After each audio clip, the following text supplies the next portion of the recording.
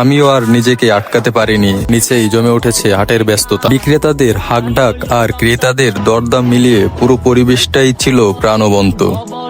আজ বিকেলের গন্তব্য ছিল বাগেরহাটের ঐতিহ্যবাহী মণিগঞ্জ গরুর হাট। চারপাশে নদী ঘেরা মনোরম পরিবেশ, মাথার উপর বিশাল ব্রিজ, আর তার নিচেই জমে উঠেছে হাটের ব্যস্ততা। দূর দূরান্ত থেকে মানুষ এসেছে তাদের পছন্দের গরু কিনতে। হাট জুড়ে ছিল দেশি বিদেশি বিভিন্ন জাতের গরু, কোনটা বিশাল আকৃতির, কোনটা আবার ছোট হলেও বেশ আকর্ষণীয়।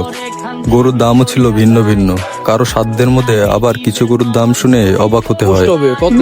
1,70,000 1 লাখ? আপনি যদি নেন 1.5 লাখ টাকা দেবো। 1.5 লাখ? দেখছেন গরু দেখছেন? 1.5 লাখ আস্কিং প্রাইস। কত হইলে ছাড়বেন চাচা এটা? চাইছি হচ্ছে 90 90,000 টাকা এটার দাম। কত দাম? কত? 90। শুধু গরুই নয়, হাটের এক পাশে ছাগলের বাজারও ছিল বেশ জমজমাট।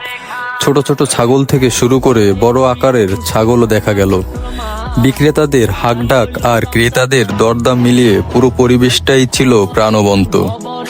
সবচেয়ে মজার মুহূর্ত ছিল হাটের পাশেই ছেলে মেয়েদের হাডুডু খেলা। গ্রামের সেই চিরচেনা আনন্দ যেন আবার চোখের সামনে ফিরে এলো। আমিও আর নিজেকে আটকাতে পারিনি, নেমে পড়েছিলাম তাদের সাথে খেলায়। হাসি, দৌড়ঝাঁপ আর আনন্দের মুহূর্তগুলো হয়ে উঠেছিল একদম স্মৃতিময়। নদীর হাওয়া, ব্রিজের নিচে ব্যস্ত হাট, মানুষের কোলাহল আর গ্রামীণ খেলাধুলা, সব মিলিয়ে মণিগঞ্জ গরুর হাট যেন শুধু কেনা বেচার জায়গা নয়, এটা এক টুকরো গ্রাম বাংলার জীবন্ত সংস্কৃতি। এখানে এলে শুধু হাট দেখা যায় না, অনুভব করা যায় গ্রামের সরলতা, আনন্দ আর ঐতিহ্যের এক অসাধারণ মেলবন্ধন। লাগে ঈদের নামাজ পড়িও হালায় ভাইটা ভব